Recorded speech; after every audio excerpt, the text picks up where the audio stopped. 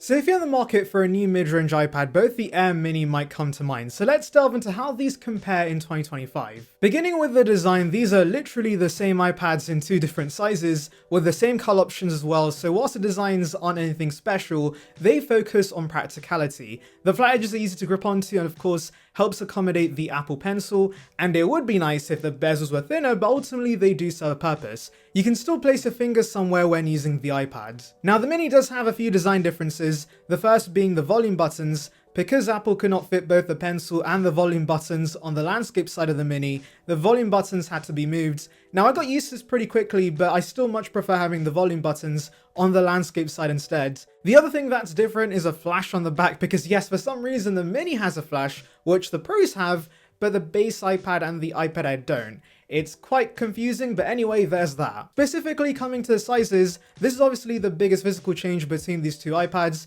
and if you're wondering which one's better for you, I would ultimately recommend you go try these iPads out in person if possible. But here's what I think, guys. The Mini is your quintessential iPad. It's the iPad in its truest form, and if you're genuinely only going to be watching content on this, reading books, playing games, etc., the more portable form factor is quite nice. The Air, on the other hand, is similar to every other iPad in the range, in that it could be a computer replacement for many. For example, I'm sure there might be students watching this wondering which one to get, and you should just get the Air because the larger screen does make a difference for note-taking. Not only that, but if you want to do video or photo editing or anything that's not typical tablet usage, the bigger display does make sense, and remember Apple sells keyboards for the Air, whereas they don't for the Mini, so that perfectly illustrates which user base should buy which iPads. Anyway, let's continue with the comparison and talk about the display, and these are once again near identical, apart from one being 10.9 inches and the other being 8.3 inches. They're both LCD 60Hz, have True Tone and 500 nits of brightness, they're both fully laminated, have P3 supports, and also an anti-reflective coating. And so all these specs result in pretty solid panels. They're definitely nothing special, but they're more than fine for watching content with, and brightness is fine for indoor usage. And you know what you could be watching on these solid displays? My channel, of course, haha!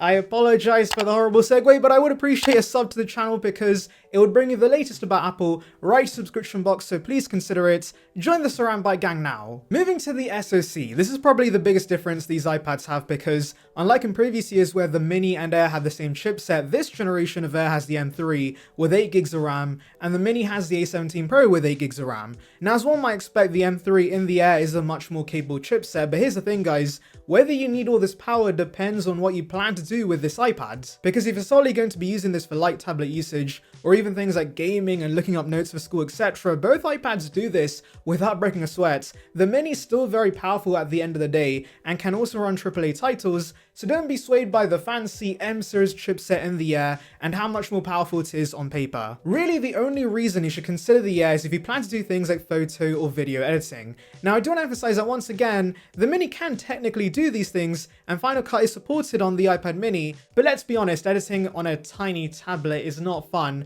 and so having that bigger screen on the Air is going to be beneficial for heavier workloads. And also remember that for apps like Procreate, I'm pretty sure M series iPads support more layers for those who want to do artwork on your iPad. So yes, if you know you're going to utilize the additional performance the Air offers, that is worth buying. So basically, if you plan to do creative work that you know is going to benefit from the extra horsepower, go with the Air, and do remember that iPadOS offers some additional features that only work with M series iPads, like Stage Manager and proper external display support. However, don't let this sway you from the iPad Mini because as I said earlier, if you're just using this iPad to be an iPad, this is still plenty powerful and runs nearly everything I do on an iPad perfectly well. YouTube, Netflix, Prime, Twitter, Reddit, this all works completely fine with absolutely zero issues, and I'm sure that's going to remain the case for the next few years. In fact, this applies to both iPads. The great thing about Apple putting these insanely powerful SoCs in these products is that you should get years of support, and they should stay fast for the foreseeable future. In fact, both do run Apple Intelligence, if you care about that. Moving to battery life, whilst all batteries eventually degrade, both these iPads out of the box offer respectable endurance.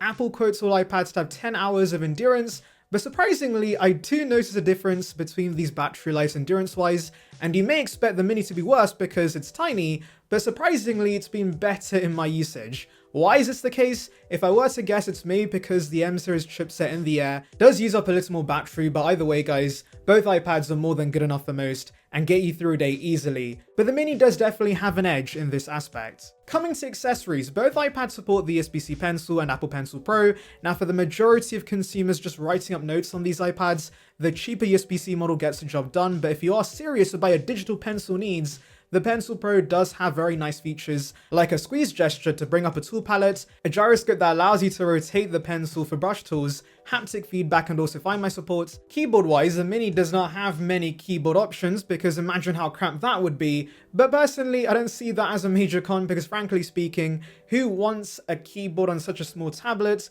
Like I said, this is not supposed to be a computer replacement, and so if you're thinking about pairing a keyboard with your iPad in the first place, just get the Air instead. It's as simple as that. Quickly touching on the cameras, the specs are near identical between these iPads. It's the same rear camera, so they're both solid for scanning documents. The front-facing camera has center stage, so it follows you around the room on calls, and that always blows my mind. Though do remember with the Air, it's now in a landscape position.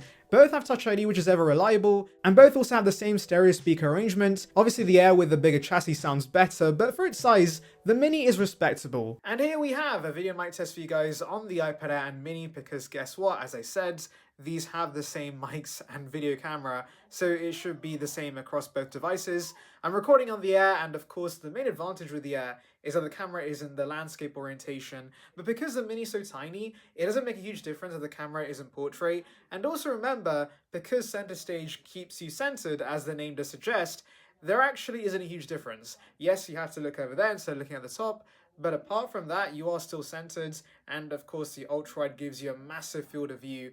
So yeah, these cameras are great, especially for Zoom calls. Now both the Mini and Air offer Wi-Fi 6E and Bluetooth 5.3 support, and I've had zero issues with both in this aspect, and both do support 5G if you really need that, but I would stick to just getting the Wi-Fi version and hotspotting from your iPhone when needed. Both iPads also support data transfer speeds of up to 10 gigabits per second. Storage wise, both offer 128 gigs as standard, but you do get the option to go with 1 terabyte on the iPad Air if you absolutely need that much storage. And I think that's everything regarding these iPads. The Air is $100 more expensive at $599 compared to the Mini at $499, but of course you can find it for less via third parties. I'll leave links below, but don't get the Mini if your sole intention is to save some cash. If you're looking for something more portable and you just want to use your iPad for regular tablet usage, this form factor is ideal. However, for students and those looking to get more serious work done on their iPads, the Air makes more sense with the additional performance and the bigger display.